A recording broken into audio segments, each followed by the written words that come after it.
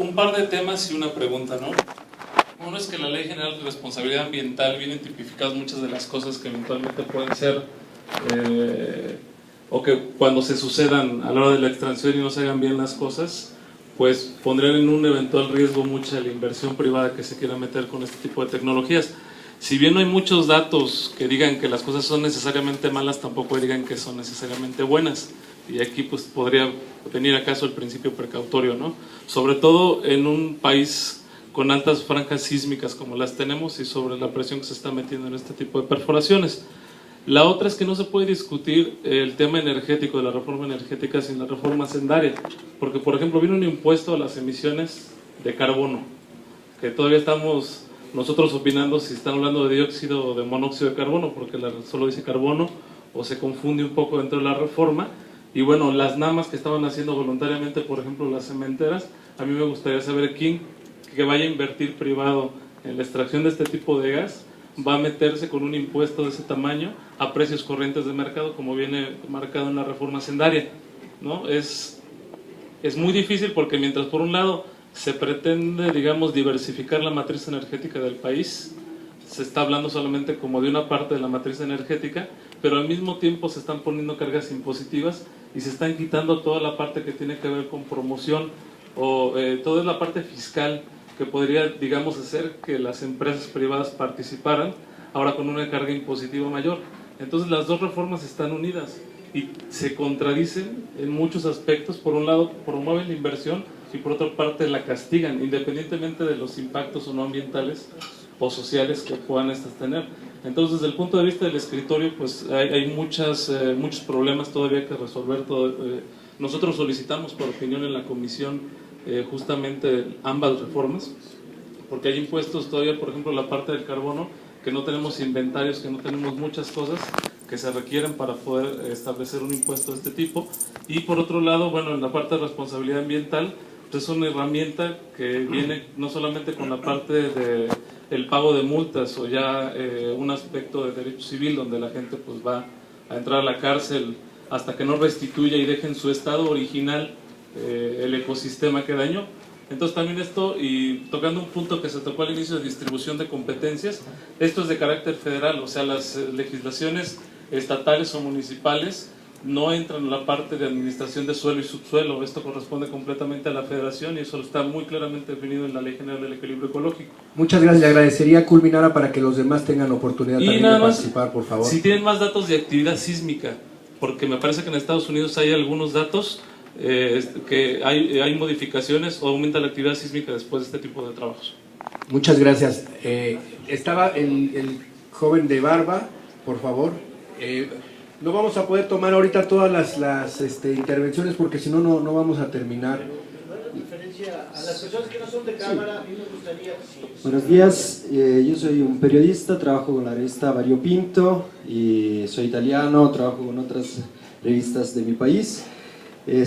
Quisiera abordar un momento el tema al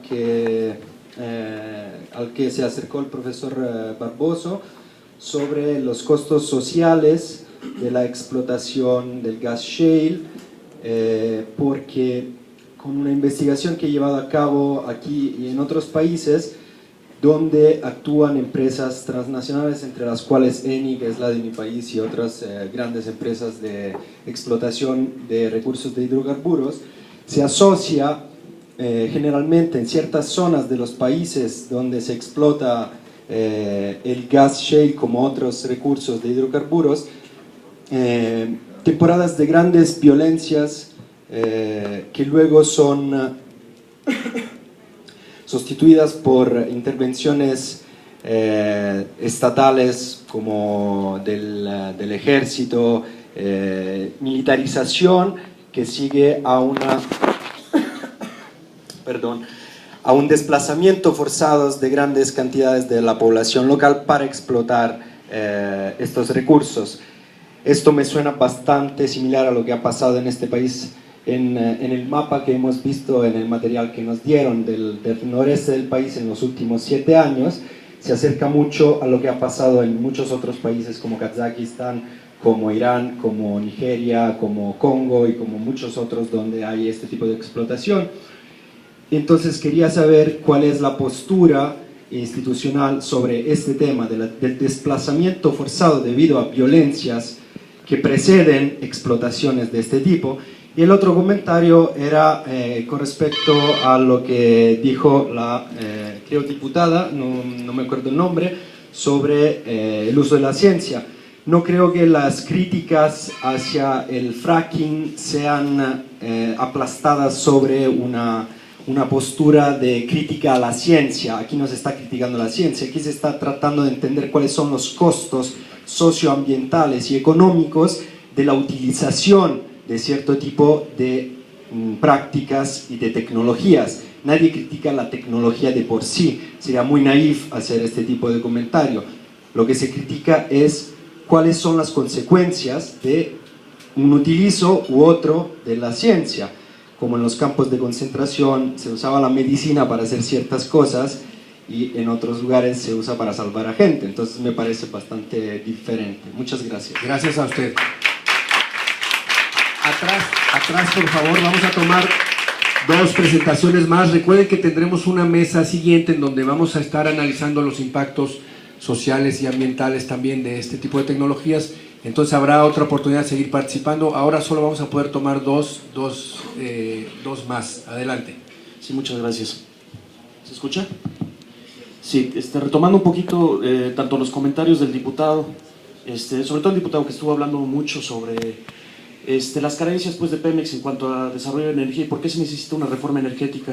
Solo quiero hacer matizar un poco ese comentario y también vincularlo con el comentario del compañero que habló sobre cómo están vinculados la reforma hacendaria y la reforma energética. Al final de cuentas, tenemos un problema estructural en México desde hace ya más de 30 años, donde el gobierno mexicano se encuentra como un completo adicto pues, de los ingresos del petróleo. Prácticamente la tercera parte de los ingresos del gobierno provienen precisamente de la paraestatal. Y esto se debe a que pues, México tiene una de las recaudaciones fiscales más bajas bueno, en un comparativo con la OCDE y con América Latina. Al final de cuentas, a lo que quiero llegar con todo esto, sí, México recauda más o menos como 18.8% de su Producto Interno Bruto en impuestos, retirando lo que contribuye Pemex, esta cifra desciende casi a 11 puntos porcentuales del Producto Interno Bruto. Y esto es justo lo que no ha cobrado México, sobre todo en impuestos a ingresos, utilidades y ganancias del capital. Es más o menos la diferencia que existe entre lo que cobra México en este tipo de impuestos con respecto al promedio de la OCDE. A lo que voy con todo esto es que a lo largo de los últimos 30 años, sistemáticamente se han retirado recursos de la paraestatal que debieron haberse utilizado precisamente para el desarrollo de la tecnología que hoy en día falta. Hay que siempre tener en cuenta este contexto histórico antes de hablar de que ahora necesitamos que entre la iniciativa privada para invertir. Al final de cuentas, en los últimos 30 años, la única refinería en la que se invirtió fue precisamente la que usted menciona que se construyó en Houston. Pero, digamos, ¿qué fue lo que sucedió que no llevó a la paraestatal pues, a construir? Sobre todo, por ejemplo, en el sexenio de Fox, hubo excedentes suficientes para construir 6 refinerías en el país y no se llevó a cabo esa labor. También se ha abandonado sistemáticamente al Instituto Nacional al Instituto del Petróleo, pues, o sea, entonces toda la investigación que se realizaba en México, pues ahorita no está, y de repente nos mencionan que ahora tienen que llegar los privados, pues, a traernos la tecnología que por negligencia a lo largo de 30 años no se desarrolló. Yo creo que es importante, ahora sí que contextualizar todo esto históricamente. Por otra parte... Le agradeceríamos fuera concluyendo, por favor. Sí, concluyo con el último punto. Al final de cuentas, se habló también, digamos, que la explotación del gas esquisto puede entrar en conflicto, como decía el compañero, con la ley de responsabilidad ambiental. Yo también quiero proponer aquí otra norma importante, que es en el artículo 4, el derecho constitucional al acceso al agua. Al final de cuentas, hay aquí una competencia entre utilizar el agua que hay en la República Mexicana, el agua potable sobre todo, para el consumo humano o para, al final de cuentas, la extracción de hidrocarburos. Yo creo que es importante tener esto en consideración y pues ahora sí que en las discusiones del gas shale, pero creo que se va a tratar más adelante. Gracias. Muchas gracias por su presentación. Tomamos una última del señor que está al lado, por favor. Adelante, por favor. Sergio Pineda, soy físico, trabajé en pozos petroleros desde hace 30 años.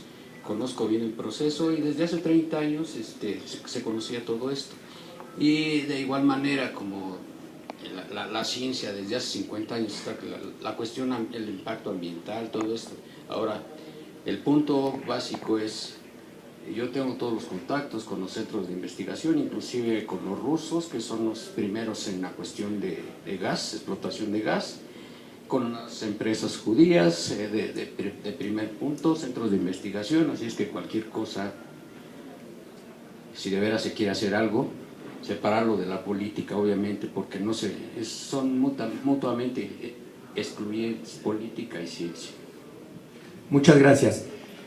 Vamos a dar entonces ahora la palabra a nuestros ponentes para que hagan una reflexión final.